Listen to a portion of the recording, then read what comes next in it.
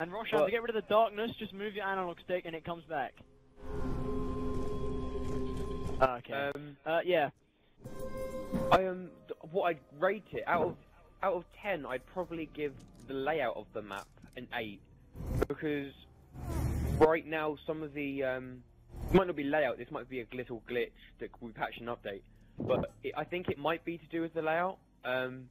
Is the fact that some wall weapons you can't pick up unless you're in a certain position. Same with the plane. You can't do certain plane. You can't get on the plane if you're not standing in a certain position. Now, I think that's just like just a glitch. I don't think anything that's that's just a glitch, and I would give this map, the map layout, a 9. And then right there, I was like, oh, for fuck's sake, I hadn't unlocked it. But I'm gonna give it a 9 as well. I would give it a 10, but there's just one part of it I don't like. The bit at the docks with the lighthouse. When you go in the lighthouse, you're cornered there, and that's killed me so many times. This bit is a bit disastrous. I'm gonna give in to that. Sorry. I don't like the docks. That's the docks I hate going to. If I don't have to go there, I wouldn't go there. That's my rule. If there was like a circuit round it, then I'd definitely prefer that. I don't know why. Apparently I triple tapped Y during this. I'm so sorry. I get up though. I get up. Don't worry. There's still another 19 minutes to go. It's all good. This bit, look at that. Flawless. That's ridiculous. Oh, and that back there, those zombies electrified, that's another example of when you zap them like I did previously, they teleport to an area close to another player. Fair enough. Been bitching them all over the fucking show. Gosh, I'm fighting but only.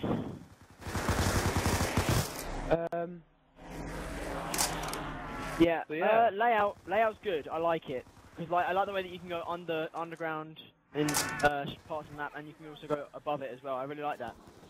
Right, to finish off our review, let's talk characters. The characters are probably my favourite so far of Black Ops 2.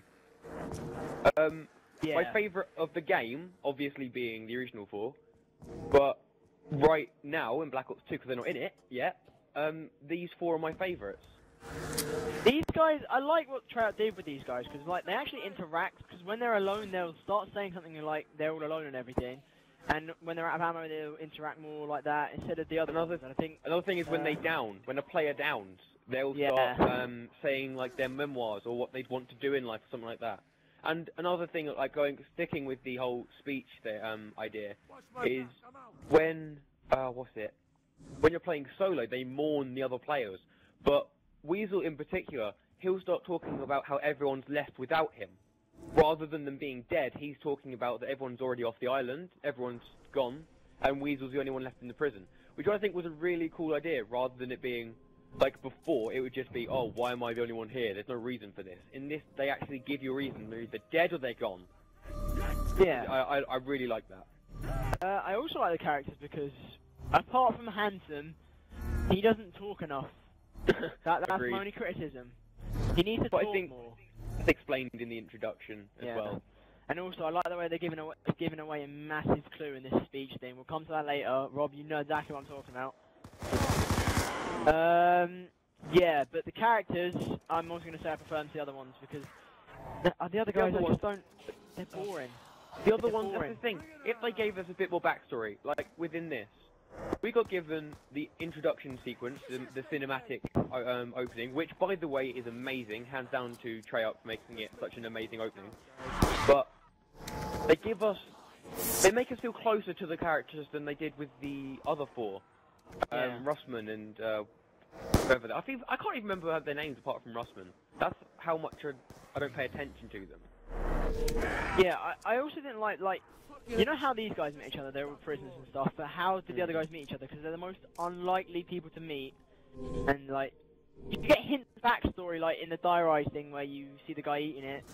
The other characters, you don't know anything about them. You know that Moulton was quite smart, he went to university and all of that. Misty was like, she was quite a... she's quite a boisterous person, I'm gonna say that. And I can't remember, what's his name? Rossman? No idea what he is. No idea about him. I think Rossman's just Echo, he's black, let's be honest. Wow. No, because in the first game they had a German, an American, a Russian, and and then Japan, isn't he? Not China. Look at that skill.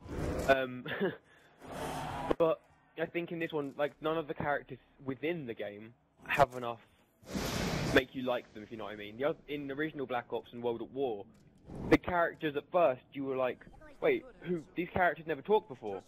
When I was playing on Nacta and Toten and Barak, these guys wouldn't talk. Why are they talking now? Then you slowly get to realise they're new characters. And not only that, but on the opening screen on World at War, when you went into Shinonuma, it has the character bios. You can read character bios. I liked that a lot, but in this one, there's no information about them whatsoever. I think that, admittedly, this map doesn't like it. This map doesn't need introduction to them on like the opening screens. This map just needs, just needs what it has. It just needs this. And another example of the triple tap Ying I like to do, where I just switch to my pistol. Wow. Oh, don't worry, it gets better. What's your overall rating for the characters? Characters, I give them a 10. I'm sorry. On this game, I give them a 10. On the I'm overall, gonna give them an 8. On the overall Black Ops World at War Zombies characters, I'd give them an 8 there. But for Black Ops 2 in general, I'd give them a 10. Yeah, Black Ops 2, 10. Overall 8. Yeah, I think that's the review. No, wait, no, actually, the buildables. Buildables. The shield is better than it was in Transit. Yes. Hands down. The acid gat. As I mentioned before, I have a problem with the Pack-a-Punch version of the acid gat. I can't remember the name at the moment. But I have a problem with it with the detonation times. But that just might be my playstyle. Other people might like it for it having a long detonation time. But me personally, that's the only thing I have a problem with. But the acid gat in general is an amazing gun. That's great for high rounds. It's a necessity for high rounds. Yeah, I do quite like it. It's better than most of the weapons that they've brought out. I mean, because what was it? The one on Call of the Dead. What was that? I think they just ran out of ideas. Well, they kind of made up for it with the sniper in a way. There were 2 of them. I'll admit that, but they weren't.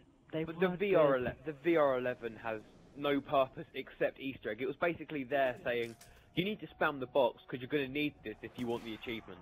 That's basically why the VR11 was there. But before we leave the review, I'd like to do a review on the box. A couple of issues with the box. Alfie can tell you all about this. The amount of times you get the RPG and the sniper rifles from the box is ridiculous. I think there's something wrong with it, or it's meant to be like that, but we've worked out that there are less weapons in this box than there were in previous boxes. For example, they've removed a couple of guns from it, like the RPD. The RPD is not in it anymore. I'm not sure if anyone else has noticed that. The only LMG in the box is the LSAT. I don't have a problem with the LSAT. It's just, I prefer the RPD. That might just be me. Maybe it's because I've had more time using it. But I suppose like the reason I prefer the RPD is because I've had it all the way like through COD 4, Modern Warfare 2, and all of them, and it's such a familiar gun to me.